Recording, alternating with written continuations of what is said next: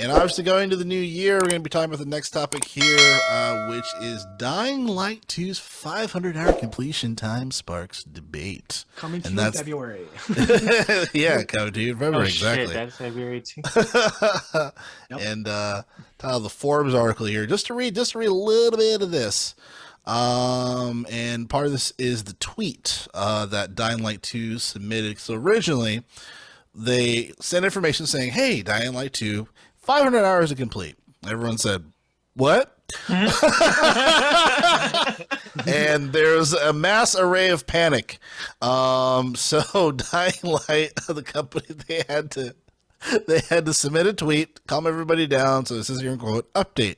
500 hours is related to maxing out the game, finishing all the quest endings, and exploring every part of the world, but a regular player should finish the story plus side quests, and you can do quite a lot, and exploring less than 100 hours, so don't worry," with a smiley heart emoji.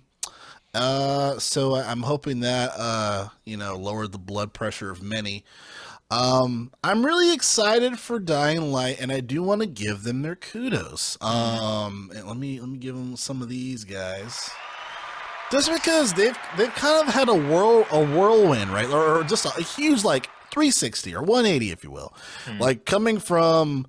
Hey, there's no information on this game, what's going on? And then Cyberpunk 2077 just takes a huge, massive shit. And then Dying Light's like, "Yo, you're going to know everything we're doing until the release of the game," So, they had private Discord events where, you could do Q&As with devs. They had really detailed videos. They even had a funny, comedy tweet thing where people were tweeting, "Hey, what the fuck? What's going on with the game?" And the devs are reading it. But, I love that, and then I love just seeing hey, we're just not working on really hard to give you a 10-hour game. We're giving you a lot of fucking content, full fucking game. So yeah, go ahead, please. And I'll just say one thing that I think doesn't get enough credit is how much the current Dying Light is still being supported with content. That's gonna under the radar. We mentioned the Game Awards of how much Final Fantasy 14 still being supported. I would argue, well, that's kind of MMO. That's the genre. It needs to be continued to be supported. But Dying Light has still been getting little DLCs and little expansions and events.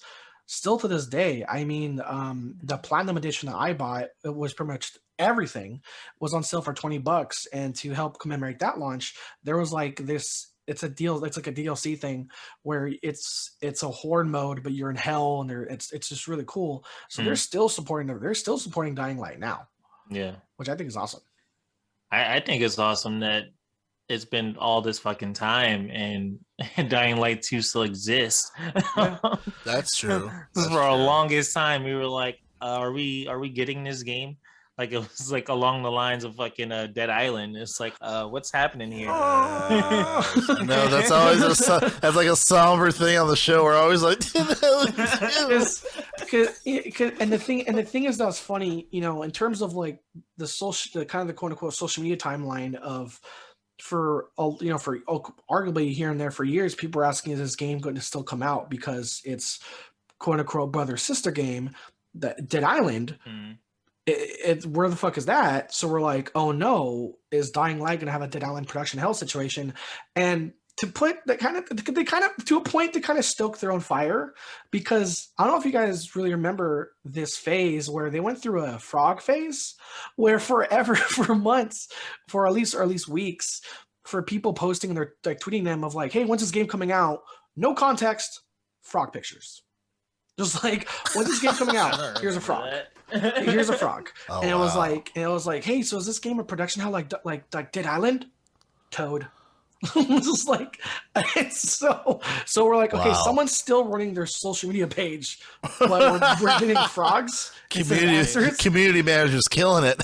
Trolling the fuck out of it. Dude, and so Jarrell, it was after that frog phase when people are so you guys hear us. Someone's there. Someone's, we're knocking on the door and someone's there.